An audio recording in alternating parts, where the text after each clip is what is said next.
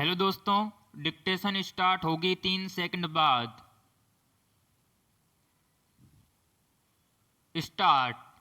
एक राज्य के रूप में दिल्ली सरकार और उपराज्यपाल के बहाने केंद्र के बीच अधिकारों और सीमाओं के सवाल पर टकराव पहले भी सामने आते रहे हैं, लेकिन इस मसले पर अब तक संबंधित पक्षों की ओर से ऐसी पहलकदमी नहीं हो सकी ताकि समाधान को कोई ठोस शक्ल दी जा सके। अधिकारों का स्पष्ट बंटवारा हो। यही वजह है कि कुल अंतराल के बाद कोई ऐसा बिंदु सामने आ जाता है जिस पर दिल्ली और केंद्र सरकार के बीच खींचतान के तेवर तीखे दिखने लगते हैं। बुधवार को केंद्र सरकार ने जिस तरह उपराज्यपाल को ज्यादा शक्तियां देने के एक प्रस्ताव को मंजूरी दी है, उससे साफ है कि दिल्ली सरकार के साथ एक बार फिर टकराव की स्थिति बनेगी।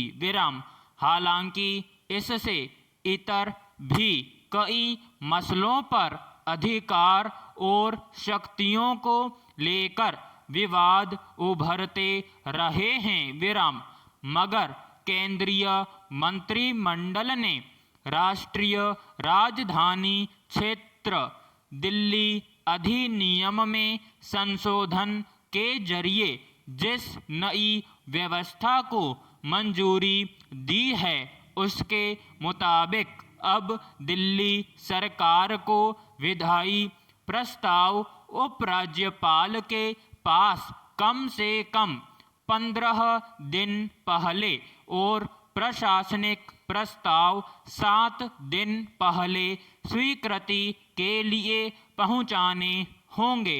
पैराग्राफ।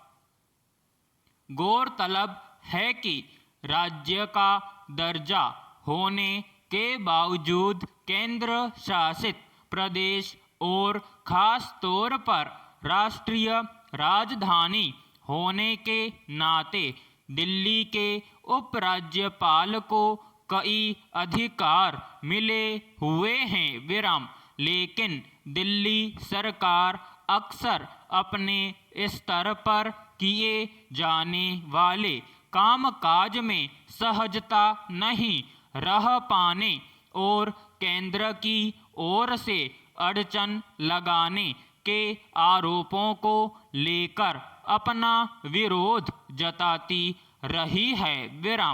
दोनों पक्षों के बीच अधिकारों के सवाल पर टकराव के मसले पर करीब 2 साल पहले सुप्रीम कोर्ट ने एक फैसला दिया था, लेकिन उसके बाद भी टकराव के बिंदुओं का समाधान नहीं हो सका। जाहिर है, ऐसे में केंद्र की ताजा कवायद पर दिल्ली सरकार की ओर से सवाल उठना एक स्वाभाविक प्रतिक्रिया है।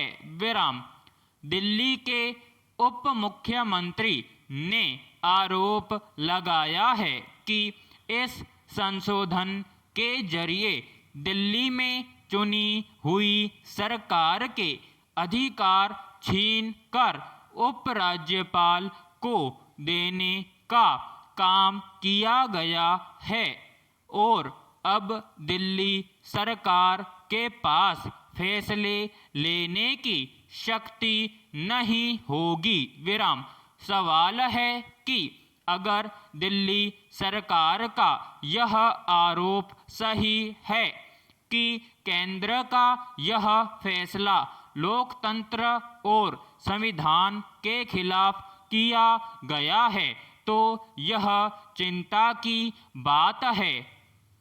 मगर क्या केंद्रीय मंत्रिमंडल इस संशोधन के जरिए सचमुच दिल्ली सरकार के अधिकारों को सीमित करना चाहती है? प्रश्न। पैराग्राफ।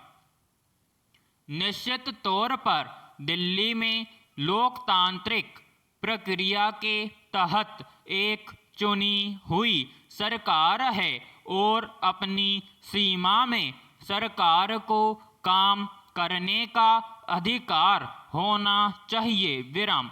लेकिन इसके साथ ही यह भी तथ्य है कि दिल्ली राष्ट्रीय राजधानी भी है और इस नाते केंद्र को संभवतः नीतिगत स्तर पर कई मसलों का ध्यान रखने की जरूरत महसूस होती होगी विराम।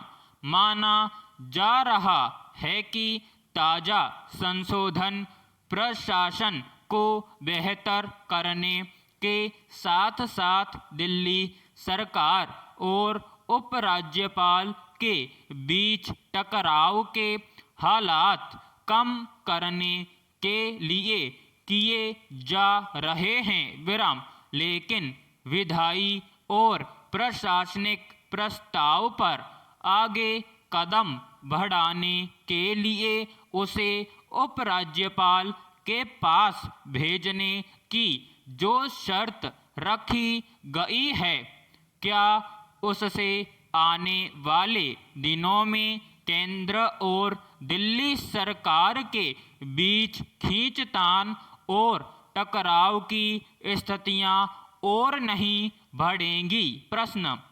नौकरशाही पर नियंत्रण सहित दूसरे महत्वपूर्ण विषयों पर दिल्ली सरकार और उपराज्यपाल के अधिकारों को स्पष्ट रूप से परिभाषित किया जाना इसलिए भी जरूरी है कि दिल्ली को राज्य का दर्जा जरूर प्राप्त है, मगर यह देश की राजधानी भी है विराम। यहाँ विधायी और प्रशासनिक कार्यों में अगर कोई टकराव या गतिरोध पैदा होता है तो इससे किसी का हित नहीं होगा विराम समाप्त।